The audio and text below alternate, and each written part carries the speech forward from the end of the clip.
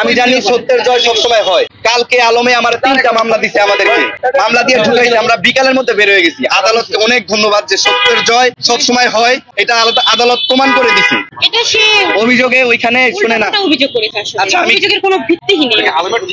আচ্ছা আলমের ছিল। যেমনই আপু আমি একটু বলি শুনেন। ঘটনা হচ্ছে কি যে কালকে ওইখানে গেছি, যাওয়ার পরে হচ্ছে উনি কটমট হাবিজাবি আপনাদের সবাইরে ফোন দিয়ে ডাকাইছে, বিভিন্ন কথা বলছে। এখন উনি 999 ফোন দিছে, 999 ফোন দিয়ে পুলিশ পাঠাইছে। ওই পুলিশ আবার চলে আসছে, এর ভিতরে ওই পুলিশের সামাদল দিয়ে উনি আবার থানায় আইসা অভিযোগ করছে। থানার থেকে ওইখানে গেছে, যাওয়ার পরে আমাকে বলা হয়েছে যে আমাকে সেফটি দিয়ে নিয়ে আসবে। ওকে ফাইন, আমি সুন্দর করে আসছি। আসার পরে ওই যে ওই ভুটকি মেয়েটা, যাই হোক কথার নামের যে মেয়েটা, এ আমাকে জুতা দিয়া একটা বাড়ি মারছে। কেন আপনার এসে মাথায় বাড়ি মারছে? ব্যক্তিগত আক্রোশ থেকে ভাই, কেন মেরেছে আপনাকে যদি আমি একটু বলি, কেন মেরেছে এজন্যই তো আজকে মামলা হচ্ছে। কেন মেরেছে, আমাকে কেন কেন মারবে সে, এজন্য আমরা এখন থানায় আছি। মামলার প্রতিক্রিয়া চলছে। আজকের একটা মানুষ এসে তো আপনার মাথায় বাড়ি দিবে না, দিবে তো। আপনাকে টাকা দিলে আপনিও তার পিছে ঘুরবেন। আপনি ব্যক্তিগত এখানে সবাই আছেন যে ইউটিউবে ভিডিও ছাড়বেন বা ইসে ছাড়বেন, ইনকাম হবে না।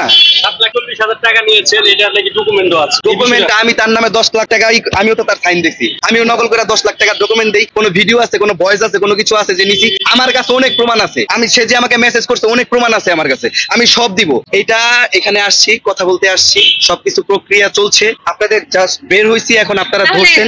আমরা সবাই অ্যারেঞ্জমেন্ট করে আমরা সবাই বলবো এই কথাগুলো, ঠিক আছে?